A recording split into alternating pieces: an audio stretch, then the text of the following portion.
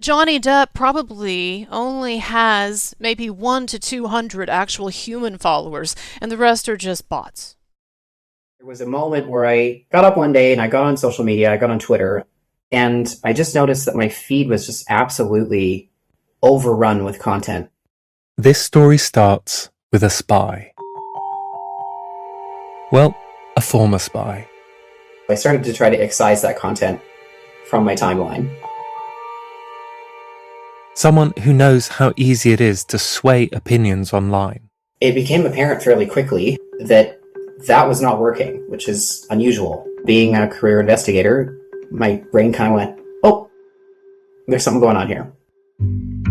This person came to me with a strange theory. I spent a period of time investigating disinformation campaigns, so foreign influence operations, information warfare stuff. This was more akin to that, what I was witnessing. Not about a stolen election or a hacking operation, but about Johnny Depp and Amber Heard. There is no way that that was all organic. There's no way. Depp V Herd was the celebrity trial of the century.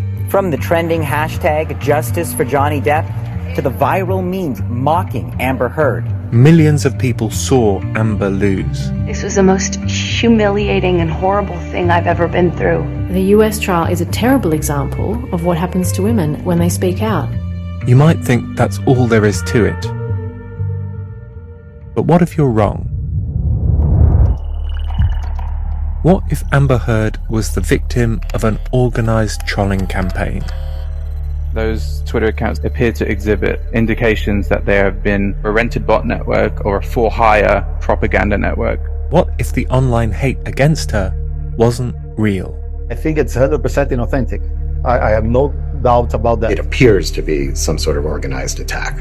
And if so, who was responsible? You might actually be able to narrow down who's running this. Amber Heard is a monster.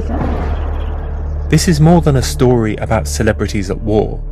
It's about how easily truth can be manipulated in our digital age, how our thoughts can be moulded without us even knowing. There are many things we can say about this very toxic industry that is really a threat for democracy. DMs that basically said, we know where you live, we know where you are, and we're going to come find you, and we're going to hurt you. I thought at any time my story and my work would be revealed.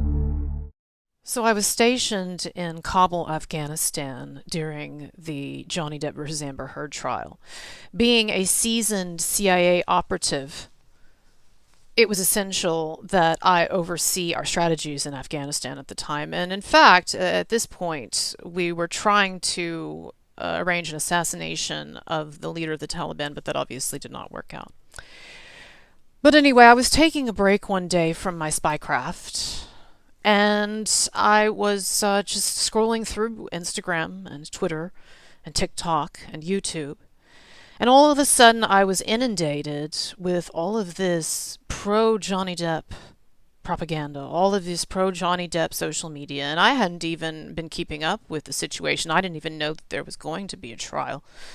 Suddenly out of nowhere, I'm just inundated with all of these pro-Depp social media posts. And so at that point, I'm thinking, what is going on here?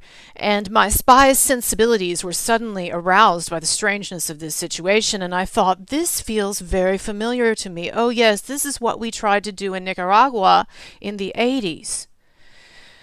And it didn't work out. We ended up, some people ended up being called before Congress. But anyway. And so it seemed like a black op. That's what it seemed to a seasoned CIA operative like myself. It seemed like a black op. And I thought, this is not normal. This is not organic. This has all the traces of a complex system, misinformation system at work here. And so I promptly contacted, through my CIA connections. It was very easy to do. I promptly contacted Elaine Bredehoft. And this was during the trial. And I said, Elaine, you probably have no concept of the larger forces at work here. But what you and the dear Ms. Heard are facing is not normal. It's not organic. And so I offered my services at that point, and I said, being a seasoned spy, CIA operative like I am, perhaps I can help you identify who is at the root of all of this social media misinformation and these bots and everything. Because it can't just be reasonable people that, have seen the evidence and heard the audio and everything and come to reasonable conclusions. No, there's something far more insidious at work here. And so Elaine took me up on it, and I conducted an extensive review, and I used all of the tools of my spycraft that I had honed over many, many years. And I determined that actually what was going on is that someone on Johnny Depp's team was doing all of this, was responsible for all of it. And moreover, that Johnny Depp probably only has maybe 100 to 200 actual human followers, and the rest are just bots. So I'm glad that the extensive time and effort that I put into tracing the source of this misinformation campaign, I'm glad that it's finally seen the light of day.